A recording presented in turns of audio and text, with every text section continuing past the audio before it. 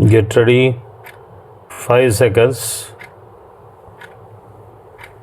Mr. Speaker, having moved the cut motion to this demand, labor including factories, I wish to say a few words on it. In the first instance, I am of opinion that of all the departments of government, the working of the labor department is very unsatisfactory. Secondly, the attitude of the government towards labor is very unsympathetic. Thirdly, in spite of the minister saying that a number of laws have been passed to safeguard the interests of labor, when we take into consideration the implementation of these laws, we are sorry to mention that it is an utter failure. It is often said that in industrial peace is industrial prosperity. I agree, but industrial peace and prosperity will be there only if the workers are conceded their fair, just, and reasonable demands. Very many workers have sacrificed their lives to get freedom of association and organization. So many labor laws have been passed by government from time to time. But even now, the workers do not enjoy freedom of association. The employers are suppressing them and are not allowing them to form trade unions.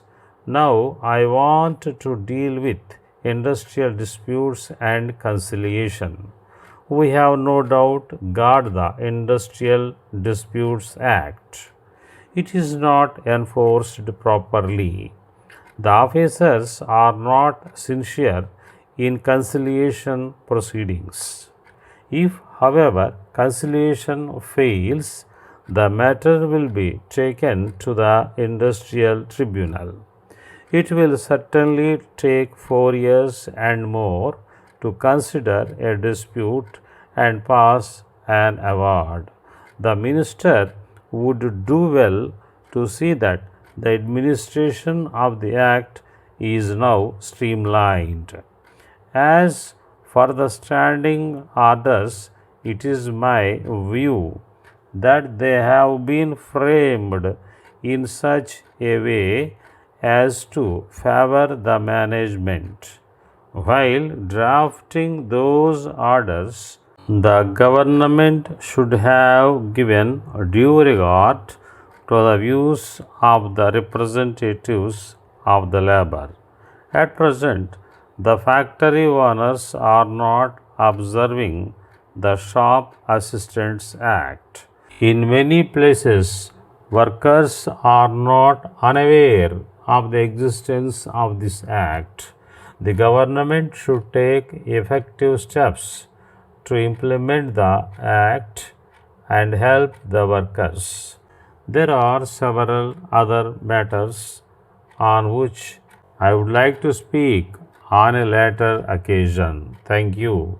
Dear sirs, with further reference to our letter of 30th May, we are happy to have now succeeded in obtaining for you a small allowance on the faulty material you complained of in your last letter.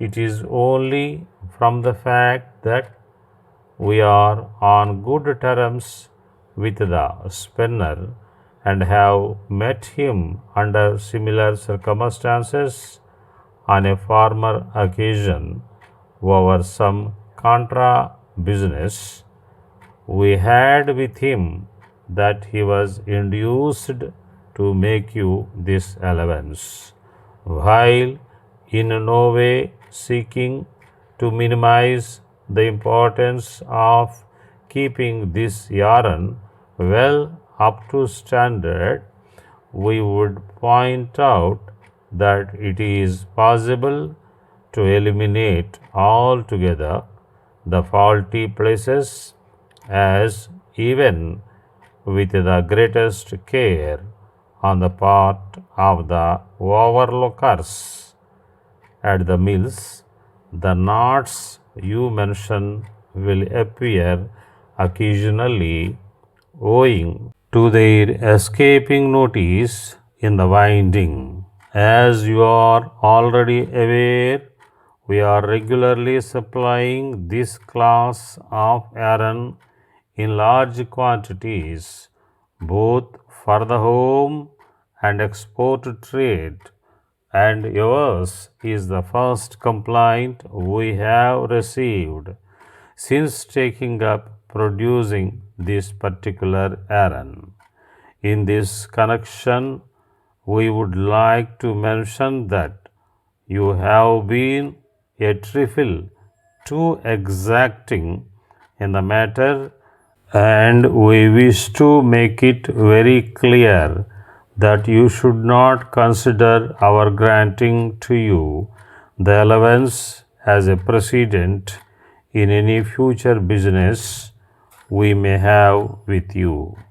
We enclose credit note giving particulars of the allowance we make in this case. You may deduct this amount from our invoice due to payment on 30th June 1999, assuring you of our best services and thanking you yours faithfully.